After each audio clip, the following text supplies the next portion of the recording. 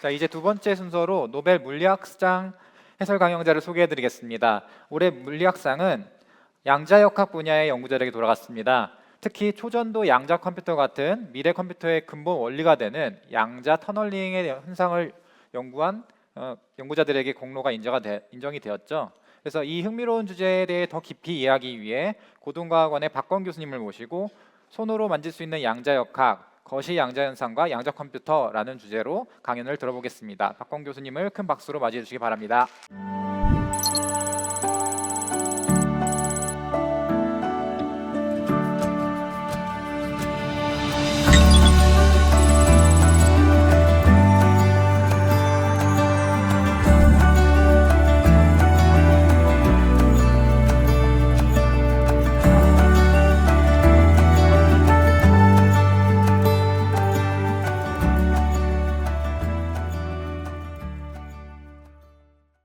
예, 안녕하세요.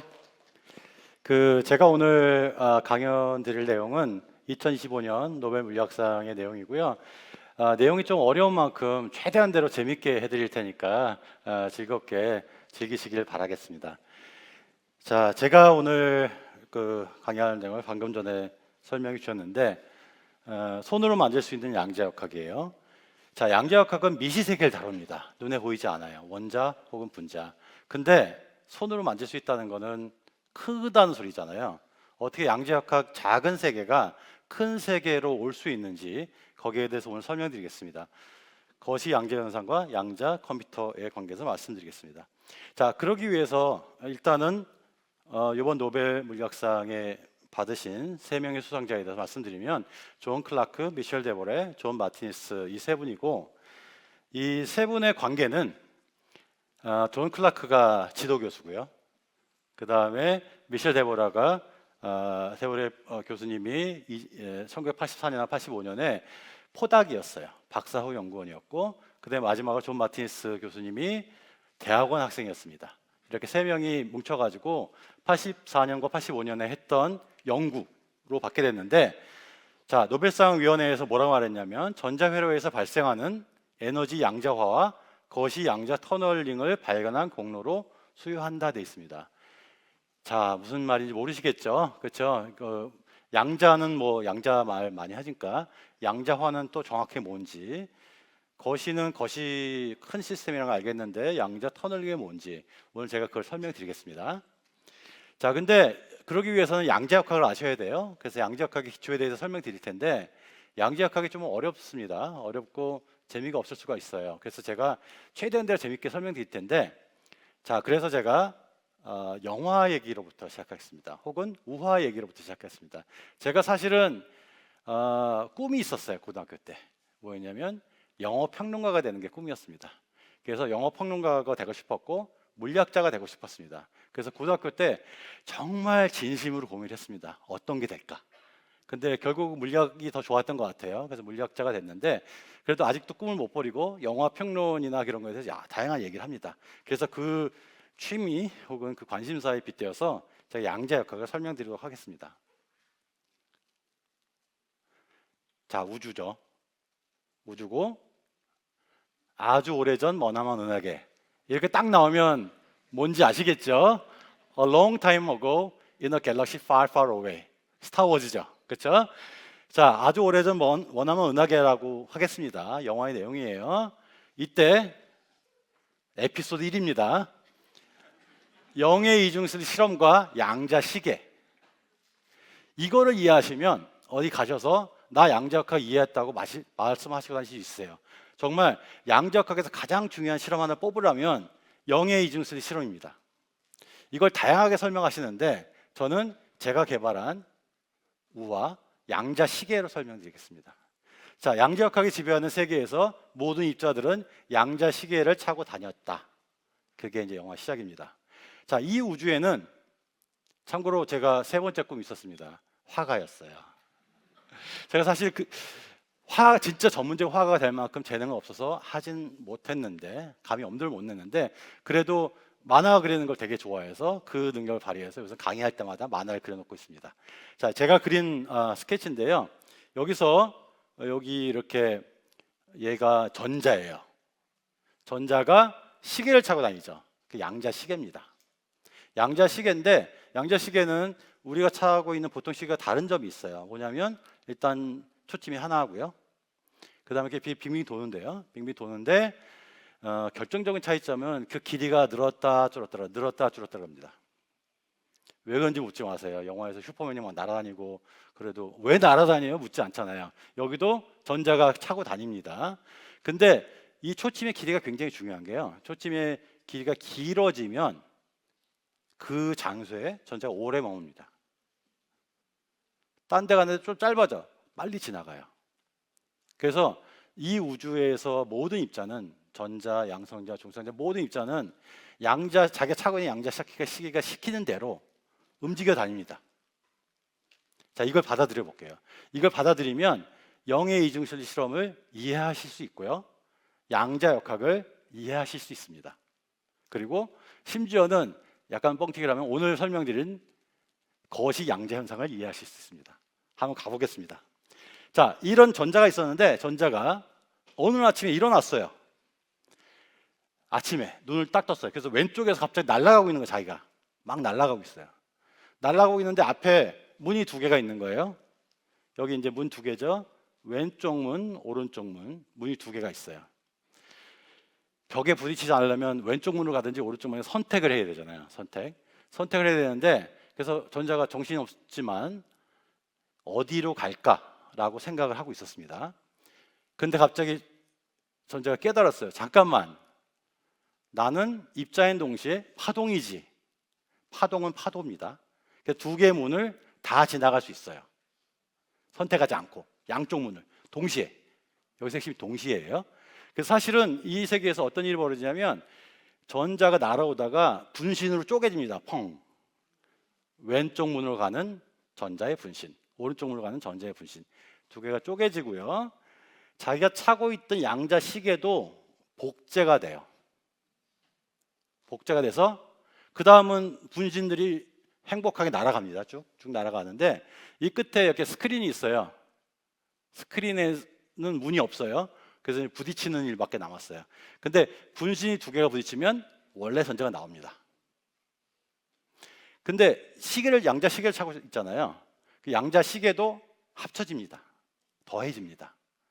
그래서 양자 시계 각각이 차고 있는 양자 시계가 같은 방향이면 2배가 되고요. 길이가 반대 방향이면 상쇄가 되겠죠. 0이 됩니다. 근데 적절하게 이렇게 저렇게 돼 있으면 대각선 방향으로 만들어집니다. 근데 양자 시계 초침의 바늘이 다 달라요. 그렇죠? 왜냐하면 경로가 다르기 때문에 예를 들면 여기 위에 가는 경로와 밑에 가는 경로 보면 경로 길이가 다르기 때문에 양자 시계가 돌아가는 방향이 다릅니다. 그거에 따라서 벽에 부딪힐 때 양자 시계의 길이 원래의 전자가 나왔을 때 그 시계의 길이가 계속 바뀝니다. 그래서 실제로 줄무늬가 나와요. 자, 이게 이상합니다. 왜냐? 이게 보통 입자였으면 왼쪽 문에 수직인 점 하나, 오른쪽 문에 수직인 점 하나 두 군데서만 전자가 발견돼야 되겠죠. 근데 양자역학의 세계에서는 줄무늬 패턴이 나타납니다. 간섭 패턴이라고 그래요. 원칙적으로 무한히 많이 나타납니다.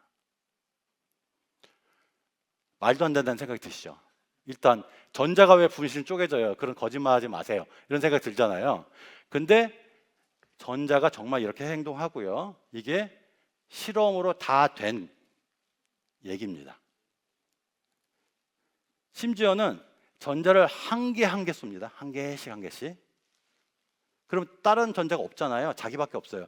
분실을 쪼개질 수밖에 없습니다. 실제로 실험을 해보면 이렇게, 이건 좀 빨리 가는데, 점이 하나씩 하나씩 시키는데 그게 쌓이고 쌓이면 이런 패턴을 보이게 됩니다. 이거 실험으로 다 된 거예요. 그래서 이거가 맞다면 전자 하나가 정말 쪼개져서 두 길을 동시에 가는 겁니다. 동시에. 그거는 있을 수 없는 일이잖아요. 근데 양자역학에 따르면 이렇게 되고 실험도 다 됐습니다. 자, 그런데 너무 신기한 일이긴 한데 이런 질문을 하실 수가 있어요. 그게 나하고 무슨 상관이지? 라는 생각을 하실 수도 있어요. 근데 양자역학이 없었으면 우리가 존재할 수 없습니다. 왜? 양자역학이 없었으면 원자가 존재할 수 없어요. 우리는 원자로 만들어졌잖아요. 우리가 아는 한 원자를 설명할 수 있는 유일한 이론은 양자역학입니다. 그리고 이렇게 전자가 양자 시계를 차고 다녀야만 해요. 자, 그걸 오늘 설명드리겠습니다. 자, 그래서 원자를 좀 설명드려 볼게요. 원자는 양자역학이 없었으면 존재할 수 없었습니다. 자, 원자 고대 그리스까지가 가지 않고 현대적 의미에서 원자 설명드리면 처음에 J.J. 톰슨이라는 분이 전자를 발견하셨어요. 사실 그분이 하신 건 뭐냐면 백열전구에서 뭐가 이렇게 튀어나오는 걸 봤어요. 그게 나중에 보니까 전자였어요. 그래서 이분이 원자 모형을 만드는데 원자 모형이 뭐냐면 양의 전하를 가지고 있는 덩어리에 음의 전하가 박혀 있다. 톰슨이 영국 분이셔서 영국에 디저트가 있어요. 푸딩에 건포도, 건자두, 이게 플럼 푸딩 모델이라고 그래요. 이게 원자라고 생각을 했어요. 근데 금방 저게 아니라는 사실을 알게 됐어요. 왜냐하면 러더포드는 또 영국 분이신데 이분이 이제 실험을 하게 되는데 우리가 보통 원자 이렇게 그리잖아요. 어떤 실험이냐면 알루미늄 호일을 갖다 놓고 알파 입자라는 걸 이렇게 쏴요. 대포처럼. 그럼 대부분 통과하는 거예요. 아무것도 없는 것처럼. 원자는 대부분 비어 있습니다. 되게 신기하죠. 그 비어 있는 게 왜 이렇게 딱딱할까요? 그거 이해하시려면 저를 한번 다른 기회에 초청하셔야 되는데, 하여튼 대부분 비어 있어요. 그래서 톰슨의 원자 모형이 아니라 러더포드의 원자 모형에서 원자 핵이 가운데 단단하게 있고 대부분 비어 있고 전자가 빙빙 도는 거예요. 단단하게 묶여 있는 뭐라고 그러죠? 원자 핵이라고 그럽니다. 그리고 전자가 마치 작은 태양같이 빙빙 돌고 있어요. 멋있죠, 어떻게 보면. 왜냐면 우리 위에 태양계가 있잖아요. 우리 지구에 살고. 근데 우리 몸속에도 태양계가 있는 거예요. 소우주처럼. 근데 다 좋은데 이게 맞으면 안 돼요. 그래서 원자가 존재할 수 없다는 제목을 붙인 건데, 왜냐하면 전자가 빙빙빙 돌고 있잖아요. 빙빙빙. 이거 전하를 지니고 있거든요. 전하를 지니고 있는 게 빨리빨리 돌면 뭐가 나옵니다. 뭘까요? 전자기파가 나와요. 작은 안테나거든요. 그래서 에너지를 빨리 잃으면서 원자 핵을 떨어져요. 양자역학 모르고 계산을 해봤어요. 계산을 해봤더니 0.000000001초 안에 떨어져야 돼요. 자, 무슨 의미죠? 우리는 존재할 수 없는 거예요. 나는 0.0000001초만 존재할 수 있어요. 말이 안 되죠. 물리학자들이 멘붕에 빠졌어요. 잠깐만, 이게 20세기 초, 19세기 말이거든요. 우리가 되게 많이 한다고 생각하는데 아는 게 하나도 없구나. 물질 자체를 모르는구나. 그래서 양자역학이 나오게 되는 겁니다. 자, 양자역학 초기가 뭐냐면 보의 모형이라는 거예요. 자, 저렇게 전자가 떨어지지 않으려면 하나의 방법이 뭐냐면 최소 궤도가 존재하는 거예요. 더 이상 떨어질 수 없는 최소 궤도. 왠지 몰라요. 일단 한 최소 궤도가 존재해서 더 이상 전자는 떨어지지 않아요. 자, 그걸 어떻게 설명했냐면 보어란 분이 설명했는데 여기 이제 대충 그림 그려놨는데 좀 더 자세히 설명드리면 이게 이 사진이 이제 보어의 초상화인데 1913년에 보어의 원자 모형을 만듭니다. 이번에 따르면 원자 핵이 있고요. 그 주변에 궤도가 있는데 하나씩 셀 수 있는 궤도로 띄엄띄엄 떨어져 있다. 특히 최소 궤도 n이 정수 자연수인데 1, 그 최소 궤도가 존재하고 그 밑으로는 더 이상 안 떨어진다. 왜? 아직 모르죠. 보호는 나는 모르는데 이렇게 하면 설명이 잘 돼 라고 말했어요. 그거를 설명하는 게 양자역학입니다. 그걸 설명드릴게요. 자, 그래서 높은 궤도 낮은 궤도 떨어지면서 그 에너지 차이가 빛으로 나오는 게 실험을 쟀더니 이 사람 예상하고 딱 맞아요. 정말 딱 맞아요. 그래서 이게 맞다는 걸 알게 됐고, 그러면 정확하게 양자화되는 띄엄띄엄 떨어진 조건이 뭐냐 알아야 되겠죠. 조건이 뭐냐면 여기 이제 L이라고 썼는데 가운동량인데 뭐 간단히 말씀드리면 핵에서 전자까지 거리 곱하기 속도 곱하기 질량입니다. 간단히 말씀드리면 얼마나 세게 빨리빨리 도냐는 거예요. 빨리빨리 도는 정도가 떨어져 있어. 띄엄띄엄. 그리고 최소가 존재해요. 자, 질문 왜? 그렇죠? 자, 아까 제가 뭐라고 말씀드렸죠? 영의 이중실 실험과 양자 시계를 이해하시면 양자가 이해할 수 있다고 했잖아요. 그거 이해하시면 이거 이해할 수 있습니다. 놀랍게도. 자, 참고로 여기서 H바라는 게 뭐냐면 플랑크 상수라는 건데 이렇게 정의됩니다. 자, 제가 다시 만화를 그렸어요. 원자 핵 주변을 전자가 돕니다. 전자가 도는데 파동이기 때문에 한 바퀴 돌아왔을 때 자기 꼬리를 봅니다. 그렇죠? 자기 꼬리를 보는데 양자 시계를 차고 있잖아요. 근데 양자 시계가 한 바퀴 돌아왔을 때 다르면 안 되겠죠. 상쇄시키잖아요. 조금이라도 상쇄시키면 계속 돌면서 계속해서 상쇄시켜서 없애버릴 거예요. 그래서 전자 한 바퀴 돌 때 내 양자 시계도 정확히 한 바퀴 혹은 두 바퀴 혹은 세 바퀴 돌아야 됩니다. 그게 양자화 조건이에요.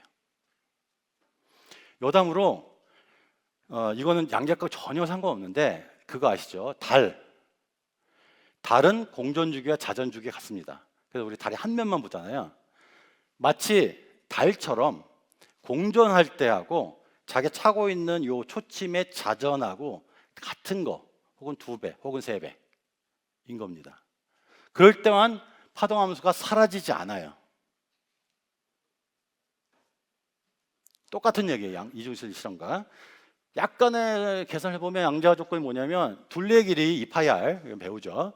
그거하고 람다가 뭐냐면 시계 초점 한 바퀴 돌 때 도는 길이에요. 그게 정수배, 자연수배 돼야 된다 하고 드브로의 파동 입자 이중성이라는 게 있는데 파장하고 운동량은 이런 관계입니다.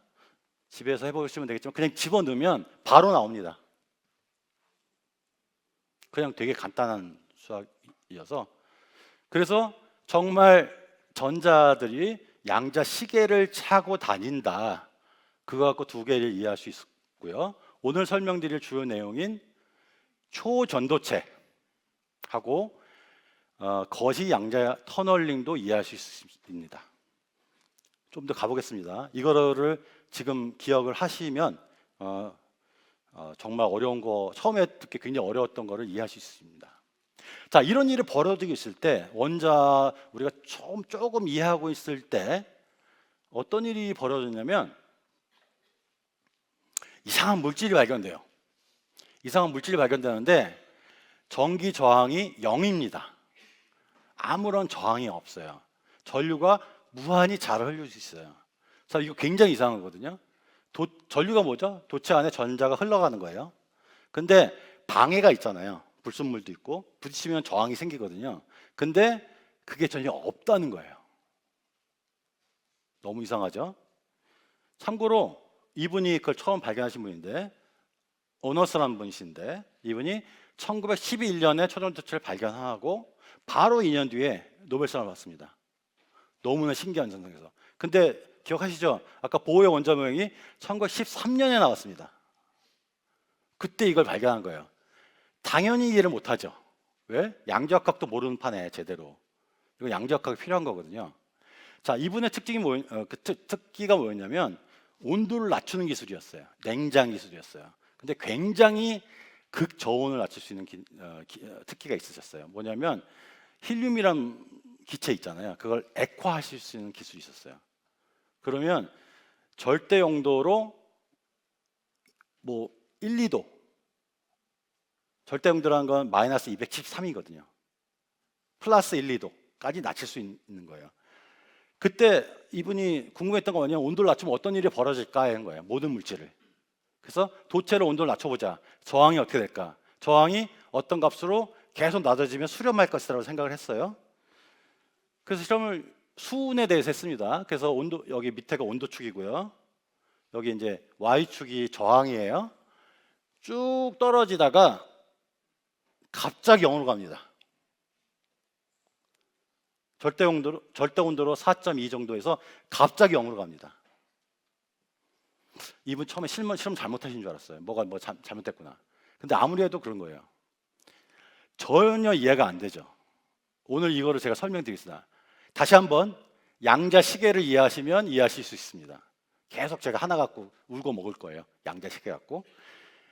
자, 이거가 동시에 나오고 동시에 되게 특별한 현상이 나와요. 이 저항이 0으로 딱 떨어질 때 제가 그 비디오를 하나 보여드리겠습니다. 이게 마이즈나워 효과 혹은 자기보상 효과라고 그러는데 유튜브에서 위키피디아에서 따온 건데 밑에가 초전 도체고요. 검은색 물질이 위에 은빛 나는 게 자석이에요. 근데 이거를 여기서는 액체 질소로 온도를 낮춥니다. 그러면 자석이 붙어 있잖아요. 지금은. 그런데 어떤 온도가 낮아지면 붕 뜹니다. 저항이 0이 되는 거하고 붕 뜨는 거하고 같이 일어나요. 초전 도체. 왜 붕 뜰까? 그것도 오늘 온도가 다시 올라가면 저렇게 되고요. 그걸도 설명드리겠습니다. 자, 말씀드렸다시피 양자가 없었기 때문에 이해를 못해요. 오랫동안 못했어요. 근데 1957년에 존 바딘, 레온 쿠퍼, 존 슈리퍼 이 세 분이 그걸 설명하는 이론을 만들어내서 노벨상을 받습니다. 한참 걸렸어요. 6년 정도 걸렸어요. 그렇죠? 그랬던 이유가 양자역학도 몰랐고 우리가 고체에 대한 이해도 적었기 때문이거든요. 참고로 이 세 분하고 아까 세 분들의 공통점이 있는데 뭐죠? 지도교수, 연구원, 대학원 학생 또 같이 연구를 한 겁니다. 자, 이분들이 만든 이론이 심지어 이름을 갖다 붙였어요. B, 바딘, C, 쿠퍼, 슈리퍼, S, BCS 이론이라고 불립니다.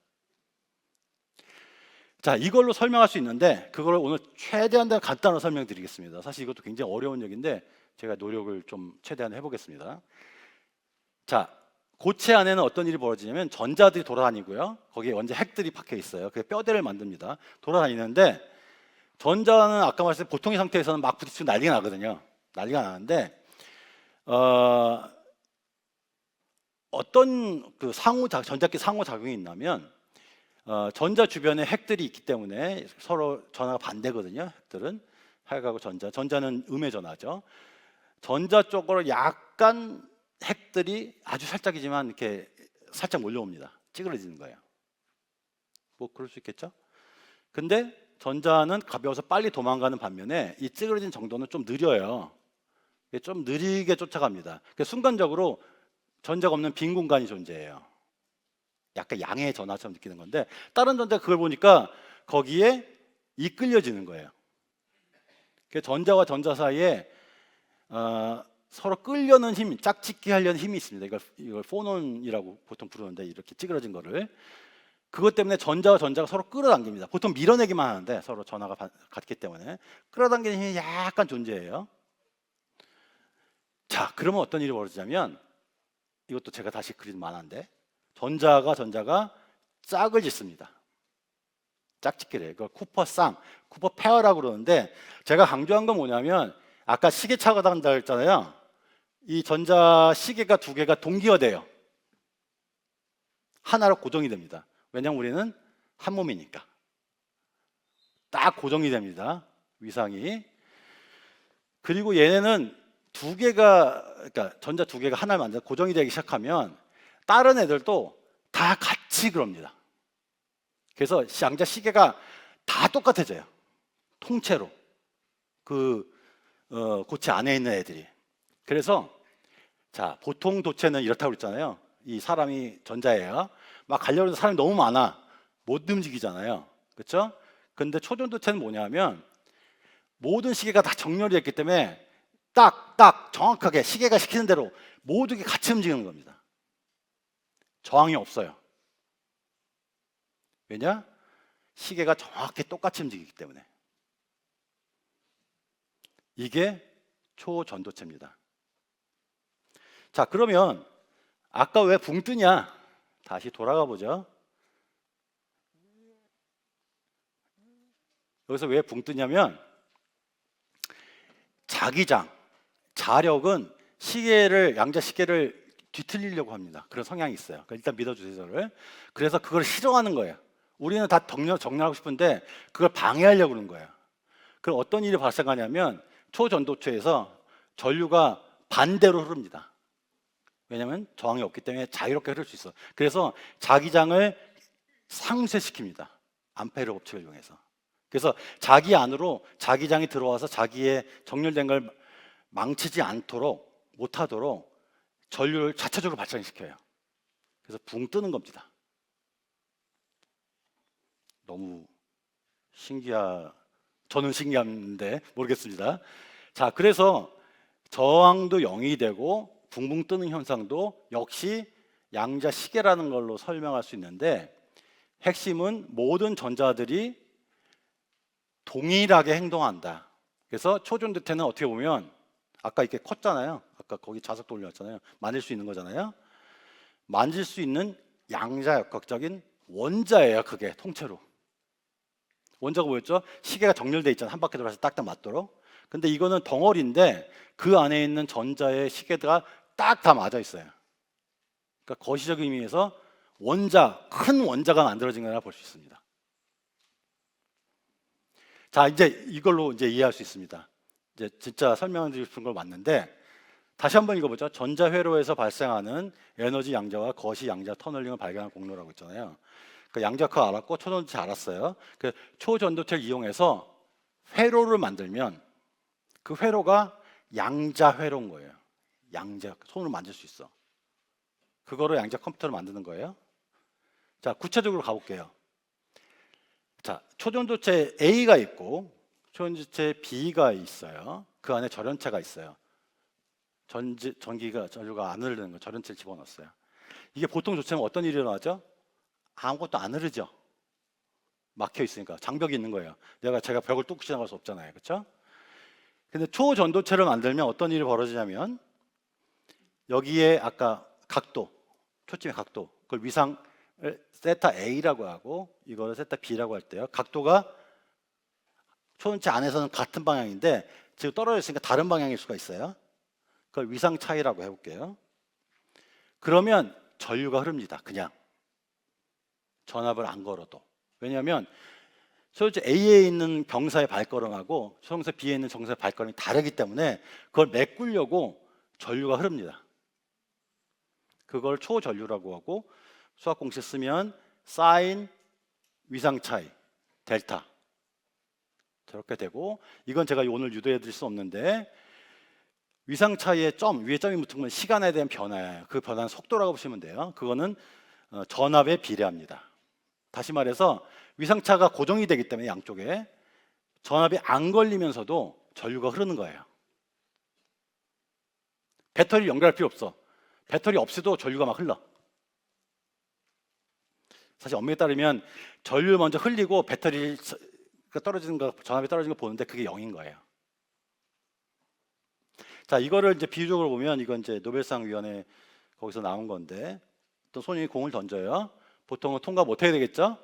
근데 초전도체에서는 벽을 통과하는 겁니다. 물론 처음에 던지려면 소년이 힘을 들여야 되겠지만 벽을 통과하는 순간은 아무런 힘이 들지 않아요. 전압이 바뀌지 않아요. 이게 양자 터널링입니다. 일단 첫 번째 양자 터널링이에요.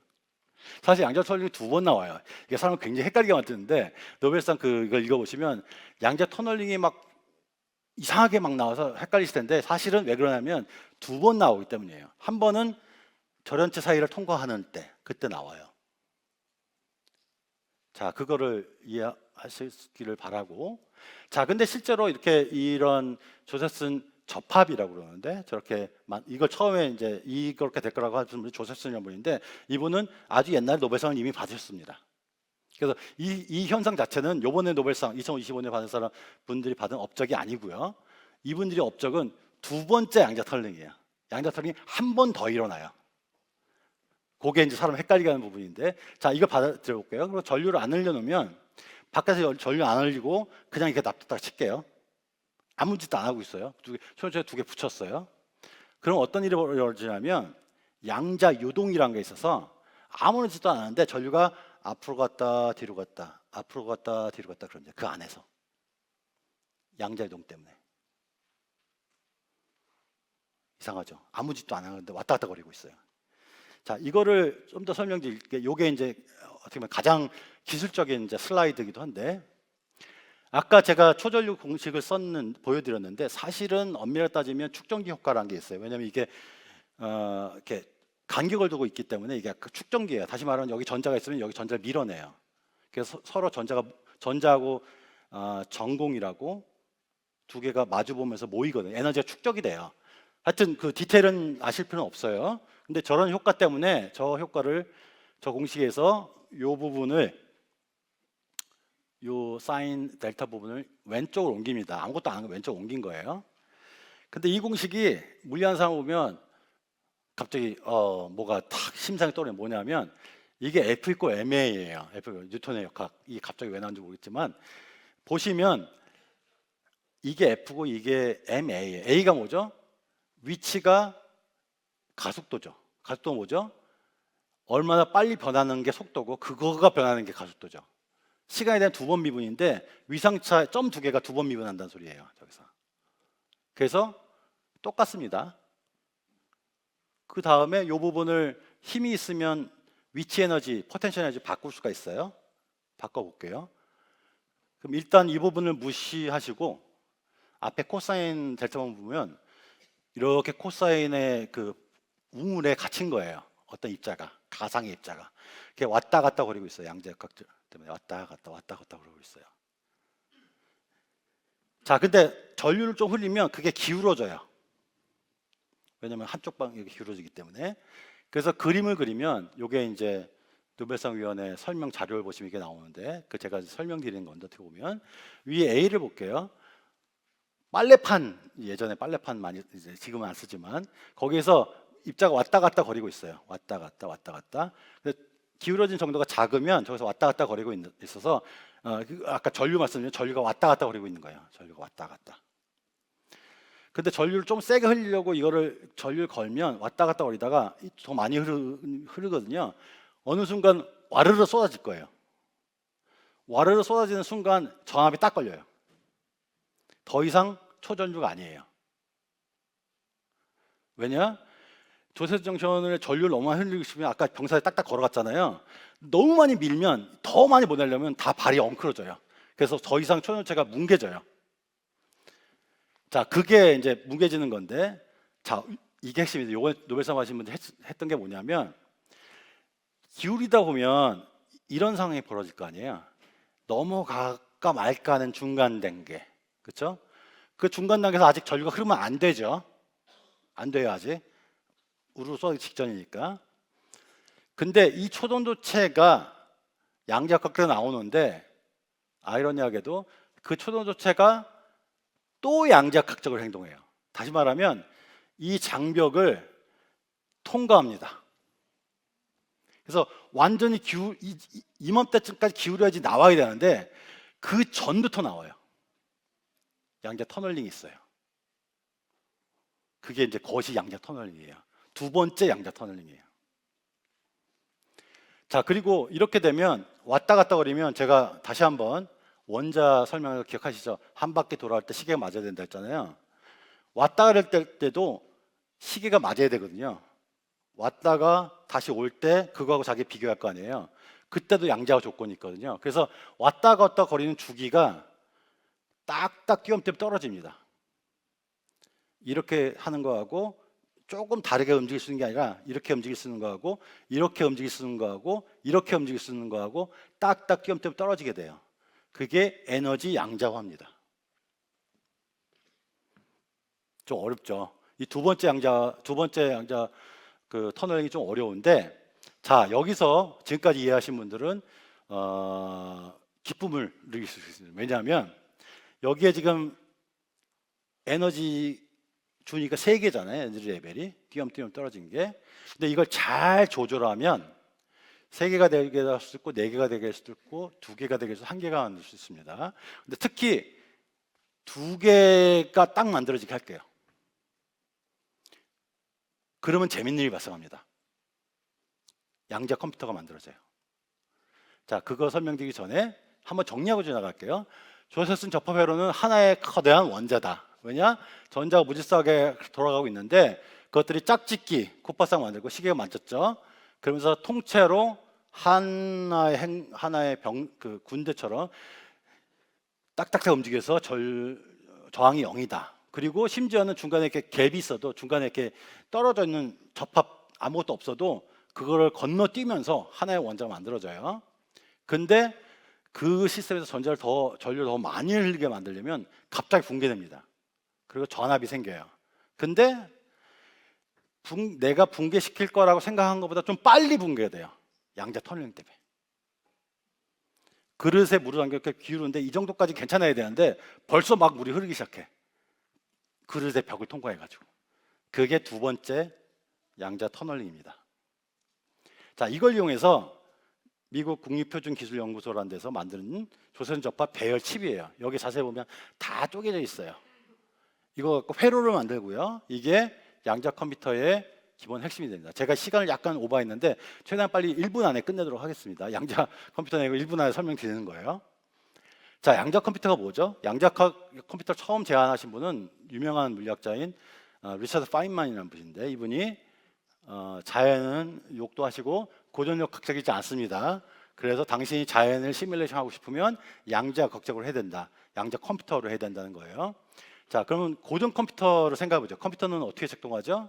기본적으로 0101이 있잖아요. 정보는 이진수로 되잖아요. 그거를 다른 1010을 바꾸는 거예요. 이때 그냥 0을 1로 바꿀 수도 있고 아닐 수도 있고, 이걸 1비트 연산이라고 합니다. 그 다음에 2비트 연산은 뭐냐면 이 두 개의 이진수를 더할 때, 예를 들면 0과 1을 더하면 어떻게 되는지 2비트 연산이에요.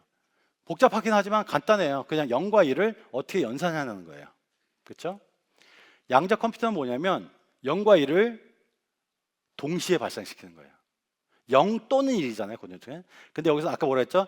왼쪽 문으로 가는 전자의 분신, 오른쪽 문으로 가는 전자의 분신 두 개를 동시에 만들 수 있잖아요. 마찬가지로 0과 1을 동시에 만들 수 있습니다. 0도 아니고 1도 아니에요. 그럼 정보를 굉장히 그 큐비트라고 하는데 그거 하나에 굉장히 농축해서 저장할 수 있어요. 이거 큐비트라고 합니다. 여기 이제 약간 디테일인데 북극을 0이라고 하고 남극을 1이라고 했을 때 이 적정한 중첩을 만들어서 이 중첩, 0과 1의 중첩 있죠. 아까 다시 한번 왼쪽으로 가는 전자의 분신, 왼쪽 문으로 가는 전자의 분신, 오른쪽으로 가는 전자의 분신을 동시에 만들 수가 있어요. 이거를 구현하는 방법이 다양한데 그 방법 중 하나가 아까 조세슨 정신에서 기울어진 빨래판 생각나시죠? 그 안에 두 개의 레벨을 딱 같이 만든 다음에 이 두 개, 하나를 0이라고 하나를 1이라고 하는 겁니다. 그걸 이용해서 양자 컴퓨터를 만들 수가 있고, 실제로 만들어진 게 이거예요. 이거 많이 보셨을 거예요. 이게 뭐 이상하게 보이잖아요. 근데 요 안에 지금 다 이게 냉각장치고 기본적으로 요 안에 아까 그 조세슨 접합이 있는 겁니다. 그래서 요번에 노벨상 받은 이유가 이 자체의 내용이 재밌기도 하지만 양자 컴퓨터가 이루어질 수 있는 그 아키텍처 구조의 가장 중요한 구조 중 하나를 제안했다는 업적을 받은 겁니다. 자, 정리해 보겠습니다. 2025년 노벨 물리학상 양자가 눈에 보이지 않는 정도 작은 미시세계에 존재하는 선입견이 있었는데 그걸 부순 업적에 주어진 거고요. 제가 오늘 설명드렸어요. 초전도체를 이용한 거시 양자 회로, 조세슨 접합을 이용한 양자 회로는 양자 컴퓨터를 구현할 수 있는 가장 중요한 후보 중에 하나로 여겨지고 있고 지금 온갖 그 회사에서 열심히 이거를 구현하기 위해서 노력하고 있습니다. 네, 감사합니다.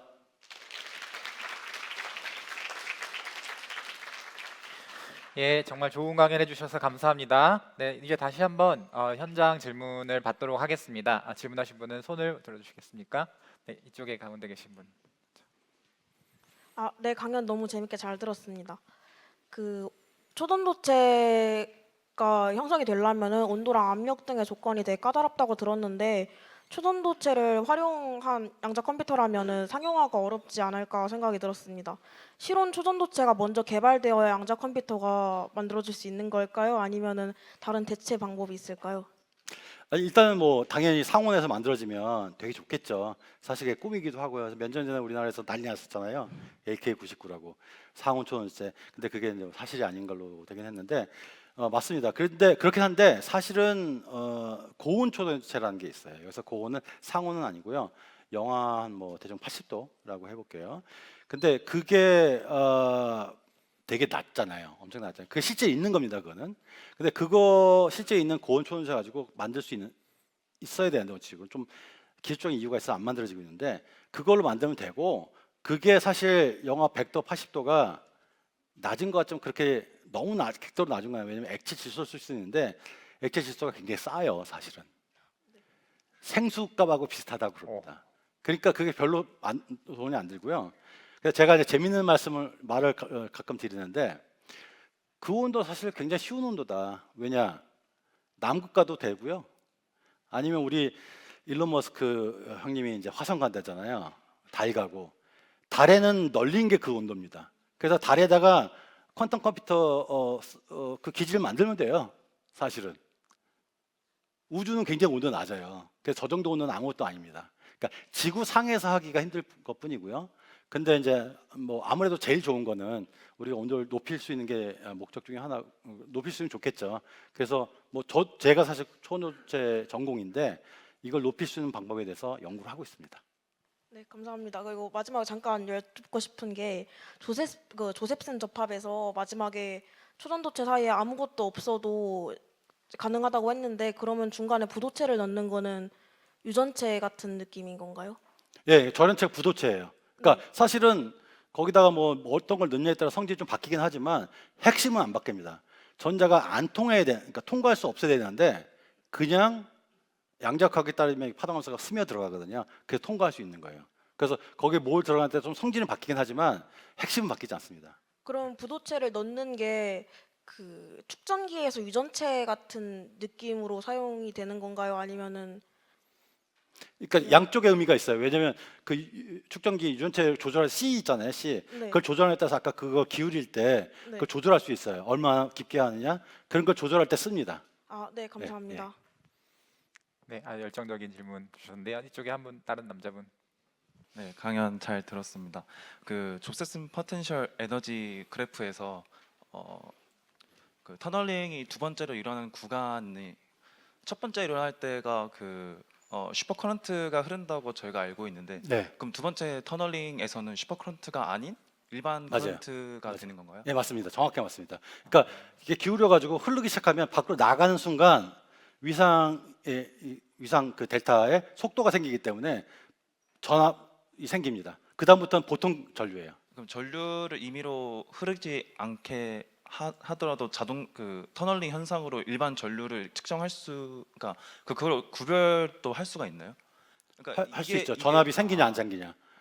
그래서 이렇게 전류를 그러니까 임계 전류가 있어요. 조선 접합에. 그래서 임계 전류 이하로는 초전류가 흐르는데 그러니까 저항이 없이 흘러요. 그러다가 그 임계 전류가 더 많이 흘리려고 그러면 깨집니다. 그 보통 전류가 흘러요. 예. 한 가지만 더 질문해도 죄송하지만 다른 분께 먼저 네. 질문 기회 드리고 네, 혹시 다른 분도 질문이 있으실까요? 앞에. 네, 그 초전도체가 그 전압이 0에 실험하는 건가요? 아니면 전압이 0인 건가요? 아예. 그 조선 접합에서 네, 그 전압이 그 0에 가까운 건지 아니면 아예 0이 되는 건지. 아예 0이에요. 아예 0이에요. 아예 0이에요. 네, 알겠습니다. 아까 마이스너 효과에서 그 초전도체에서 외부 장기장을 상쇄시키기 위해서 자체적으로 네. 어떤 전류가 생긴다고 하셨는데 네. 그러면 에너지 보존 법칙은 어떻게 만족시키는 건가요? 저항이 전압이 안 걸려서 전류만 갖고는 에너지 되게 좋은 질문이시네요. 예. 에너지 보존 법칙은